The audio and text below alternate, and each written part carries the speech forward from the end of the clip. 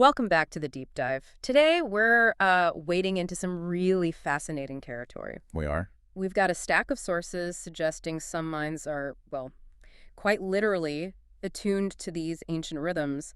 We're talking about the ocean and the cosmos. Right, and not just as poetry. No, not as a metaphor, but as tangible forces that actually shape our neurological patterns. Exactly. And our mission today is really to unpack one of these, a specific configuration our sources call the ocean brain pattern. Okay. We really need to show why this isn't just, a nice way of saying someone's restless. It's a real neurological mechanism. A mechanism that explains why some people feel calm in motion and their minds just light up with complexity. That's it. Okay, so let's get into that core finding, because it seems so counterintuitive. The material says that certain nervous systems actually regulate best through movement. In sensory richness, rhythmic input. Right, but my first question is, doesn't that just sound like someone who's hyperactive? How is this fundamentally different on a neurological level? That is the key distinction. This isn't restlessness. It's stabilization through input.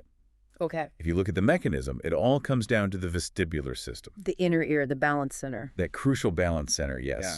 For the ocean brain, stillness creates this internal neurological noise, a kind of suffocating static. So stillness is actually the problem. One article literally suggested that for this brain, stillness is sensory deprivation, and rhythmic movement is the cure. So motion doesn't overwhelm them, it stabilizes them. It stabilizes them, yes. They find peace in an environment like, say, high waves, or even just a constant hum that would totally exhaust someone else. Exactly. So if that's the mechanism, this internal gyroscope, how does that manifest in day-to-day behavior? Well, we found a really clear list of traits in the source material.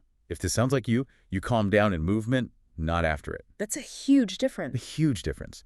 And your focus sharpens right in the middle of chaos, not away from it. You learn through doing, through experience. Not rote memorization. No, that doesn't work. And what about emotions? You mentioned that. It says they process somatically. Let's Yeah. define that for everyone listening. Good idea. Somatic processing means you're literally feeling and working through things with your body, right? Yeah. Through physical activity or sensation. Precisely.